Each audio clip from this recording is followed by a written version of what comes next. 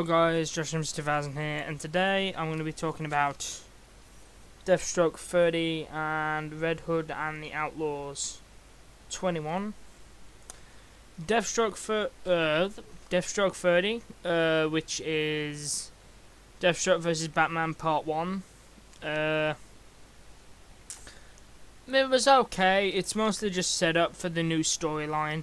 It's good to see Deathstroke going back in the direction he's supposed to be, because I kind of did say this is going to be the one that decides if I keep reading Deathstroke on a issue basis, and I think I will do. See what happens once this storyline wraps up. It's a bit of an interesting idea as well, because they're kind of toying with the idea that Damien might not actually be Bruce's son, which is interesting.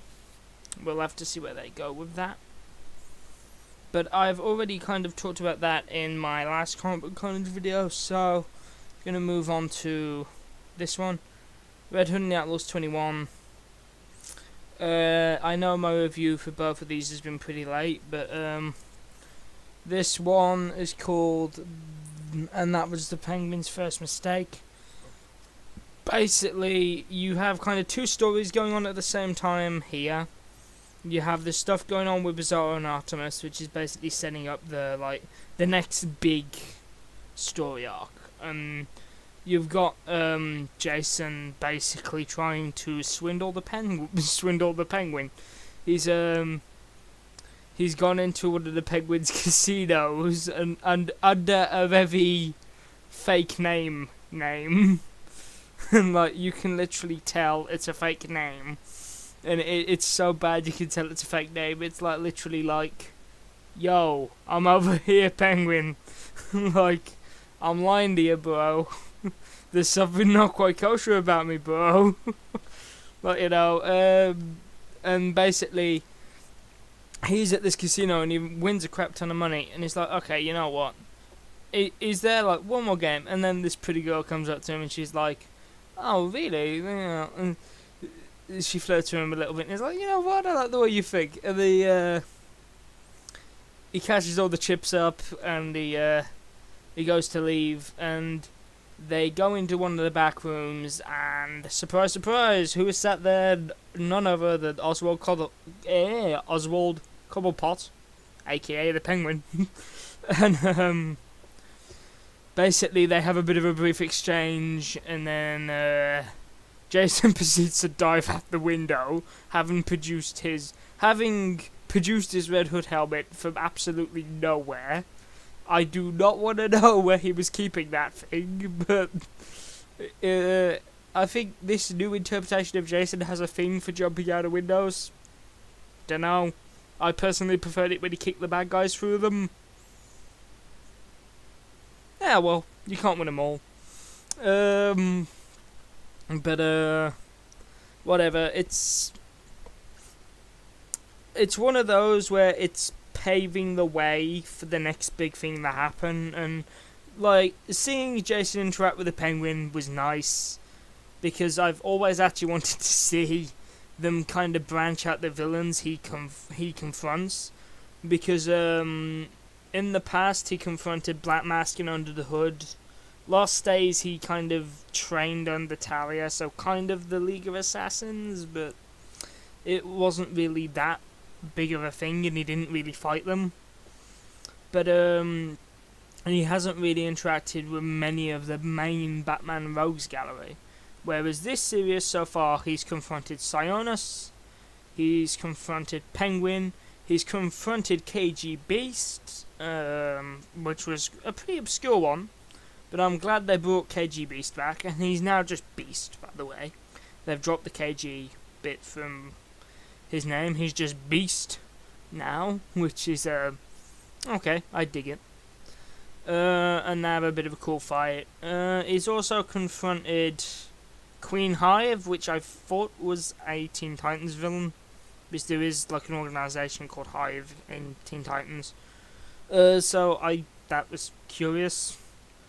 And now he's come up against the Penguin, and he's also interacted with both the Suicide Squad and members like Captain Boomerang, Harley, Croc. It's like So he's expanded his horizons a little bit. Like they're starting to branch him out, so he has a bit more of a bigger effect on the Batman mythos, which is, I'm good. I'm happy with that. I think they needed to do that instead of just throwing one-note token villains at him that are like just made up on the spot. Because like some of the villains he fought in New 52, you literally think they were there like, oh shit, what's the insert villain this week? And they literally just came up with the concept in the art 5 minutes, and they're like, okay, just insert this guy. Which was very much the way they did it, and it's just like, well, what's the point? He's not having any major effect. It's not like he's taking down Two-Face or Scarecrow or anything that's actually meaningful. It's like, okay, yeah, you stopped a one-note crime boss that we only know that you have a personal vendetta with. You haven't affected the wider picture. Whereas, hopefully, we'll see him start to affect the wider picture. Because in storyline, the first story arc, he took Roman Sionis out of commission. So, Roman Sionis is going to be not deceased, but he's going to be inactive in other Batman works.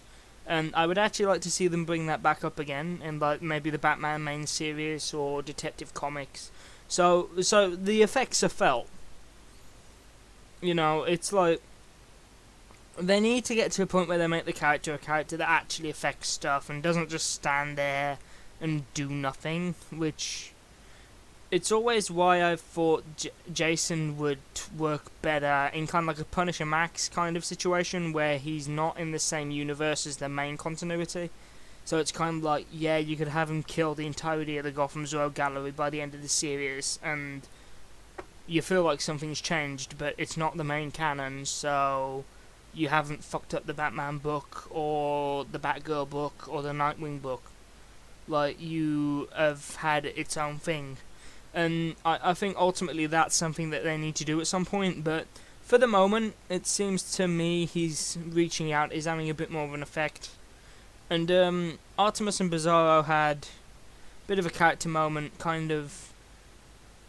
you kind of see that Bizarro's lying to them, he's being more manipulative, and it's leading. I'm even going to question if he's going to be a member of the team by the end of this story arc. I think he's going to become a villain at some point, which would make sense because I'm pretty sure Bizarro was a villain originally. I'm not too big on Bizarro or Superman, so like, if I'm wrong about that, correct me. I'm not like massive on Bizarro. This is literally my first encounter with the character, so I'm going into this blind, and my only encounter with Artemis prior to this is Young Justice, and she was an archer, one of the Green Arrow characters, so I'm a bit like, why is she an Amazonian? You know. But anyway, it's just, sorry I haven't really got that much to say. I need to get to the point, I need to start bundling these reviews together a bit better, instead of just doing one or two. Because I honestly don't have that much to say on these, because this one, it's too early to tell. It needs the story to develop a bit more. You know, it needs to stew a bit.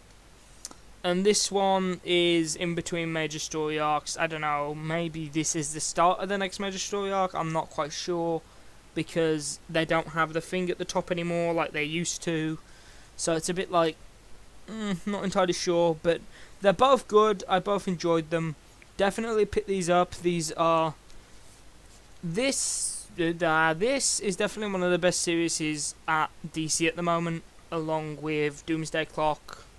So I definitely recommend this, and pick the others up in trade. Yeah, you'll definitely enjoy them. It starts a slow burner. It takes to about issue 6 for you to properly get invested, but once you are invested, it's interesting and it moves forward at a nice pace. It's being a little bit sluggish at the moment, but I think that's Lobdell. He's dragging it out, and it's like, well, why are you dragging it out? Can't we just... Because I thought we were going to have a major revelation to do with the Artemis and Bizarro stuff this time, and the Bizarro, what's going on with Bizarro and the Super Smart and everything. I thought we were going to get a major revelation, but it feels more like a deception. I don't know, maybe the fact that it's a deception is the revelation, but we shall have to wait and see.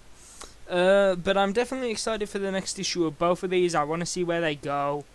DeathStroke, I'm definitely a lot happier with this one than I was 29. I was really 29. I was about ready to drop the book, but this one has kind of saved it a little bit. It's also got a bit of decent action, bit of decent humour. Wintergreen, you get to see Wintergreen and Alfred interact as well, which was nice because. Oh, also we see a scene with Alfred in this. Alfred has a double appearance. Let's just talk about Alfred a second. Wind it back. Red Hood and Outlaws. Alfred and Jason are sat having coffee in a coffee shop, and Jason's talking to Alfred. And he's a bit like, look, sometimes I don't know if we are part of the solution or if we're just part of the problem. Like, sometimes I feel like, am I doing what's right, or am I just making things worse by doing what I do? And Alfred just stirs his tea, looks at him, takes a sip of his tea, and he says, well, look, when you find out the answer to that, can you please tell the rest of us? Because we're all equally as in the dark on this subject as you are. So, if you find out the answer to that, Master Todd, please tell the rest of us. It's like, I actually love that bit because Alfred just basically admits, like, yeah, me, Bruce, Barbara, Richard, and Tim all have the same doubts that are we actually making a difference or are we making the city worse? It kind of shows it's not Jason that's just doubting himself. It's like, it's all of them. It's like, are we actually, like, it's like they're looking at Gotham and they're like, are we actually doing something right here or are we just making this worse? Like, are we chucking more wood on the fire or are we putting a cloth over it? Like, that's like, it's kind of like what it is, and I actually really like that. And Batman vs. Deathstroke, it starts with Alfred and Wintergreen talking about football in a bar. You have Alfred with a posh glass and a posh drink, Wintergreen with a beer, and they're literally just sat there at the bar stools with their drinks, chatting, and it's just like, they're just basically saying, oh, Slade and Bruce, they're both as stubborn as they come, and it basically, it sets the stage for the events to come in this story arc, and I honestly think it was a nice opener, just letting it breathe and just easing it in slowly. It's definitely paced well. Wintergreen and Alfred's interaction, like, it's something you have to read twice, because it's like, I read it and I'm like, what the hell are these two on about? And then I read it back and I'm like, oh, they're talking about football. This thing is, I'm not big on football. I'm a martial arts and a cricket man. I don't know much about football, so I recognise one of the team names and I'm like, oh, okay. And I read it back and I'm like, oh yeah, they're talking about football. Yeah, that works. Because they're both British, they're talking about British football. But it's honestly, it's good. I like the way Alfred is used in both books. I also like the way Wintergreen was used. I honestly want to see more of these two interacting because I just feel like Alfred and Wintergreen would just be like, they'd meet down the pub and just compare notes. Like, how's your basically son doing today? Oh yeah, is equally as bowed up. No, is equally as, thick skulled as he was the last time I spoke to you, Al. You'll never guess what he's gone and done this time.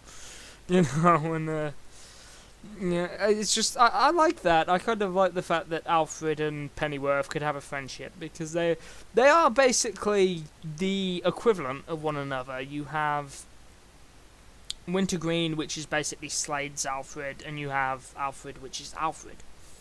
So, and I must admit, it kind of shocked me when Wintergreen resigned and retired officially in part of Deathstroke. I think it was 28 or 29. It was one of the last two before this one. And he's just like, yeah, that's it, I'm done. I'm actually taking my retirement now, Slade. Bye. See ya. It's just like, what's Wintergreen retired? Huh? But it's literally like, that's like, I'd feel it in the feels a lot more if it was Alfred, just saying, because I know Alfred better. But it's like, it's definitely a what? This is a guy that stood by Slade through thick and thin, and the pair have literally been as thick as thieves. And it's like, huh? So you're just shipping off and leaving? Okay. Like, it seemed a bit sudden, and I'm kind of glad they've brought Wintergreen back into it in a different way, and are still utilising Wintergreen. Because Wintergreen is definitely... I enjoy Wintergreen when he's on panel, so I enjoy Alfred as well. Alfred, I also like seeing Jason and Alfred interact. It's something we don't really see that often. But in reality, Alfred is more of a father to Jason than Bruce was. So it's like, it's basically... It's the equivalent of having Jason sit down and talk to a father figure, which is like... It's interesting because his two actual, like, his biological father and his adopted father were both not very good at their job in their own rights. Because his biological father was just, well... where do I start? Criminal, spent most of his years in Blackgate, got his mother hooked on the drugs that killed her. And then you've got Bruce, that was, he basically taught Jason to be a vigilante and to be a soldier. He didn't teach him to be a human being. Which is, quite frankly, in my eyes, part of the reason why Jason is the way he is. It's because it was what he was taught. He was taught to be, like, a vigilante first, a person second. And it's like, it's why he's so similar to Bruce, because it's like, he doesn't have that. He's missing something, basically. Like, and, it's why I like seeing him interact with Alfred, and sometimes stuff he says to Alfred can physically upset Alfred, and the way he tries to, like, bumblingly, in a really buffoonish way, try and make Alfred feel better. It's pretty funny. When it's honestly, I think with a lot of the Bat family, they need to just flesh out Jason's relationship a lot more, because he's only been around recently as Red Hood. Is something they need to flesh out more. Want to see him interact more with... We've seen him interact with Tim pretty extensively. We've seen his interactions with Bruce. I want to see him interact with Barbara, Richard, and Alfred, and Damien more specifically. We've seen him interact with Damien a couple of times, but that's when Damien's knocked him off. We've never really seen them just sit there and chat, you know, and... It's like, it's one of those things where I think when it's fleshed out it'll be really good, but it's like, hopefully they'll get there and they'll do that. It's because I'm starting to see elements of the character be fleshed out, even if there are core elements of the character that are missing. Like, for example, his bit of his rebellious streak's been neutered a bit, but that's a common comment I've passed in pretty much nearly every single Red Hood and Outlaws review for Rebirth. But anyway, like I said, I enjoyed both of them. Great comics. DC have definitely got the pick of the crop at the moment. Not sure what'll happen when Bendis takes over Superman. We'll have to wait and see. Also, I've heard Nightwing and Batgirl are a bit sketchy, but I haven't read them, so don't quote me. They could be good. I'm not entirely sure.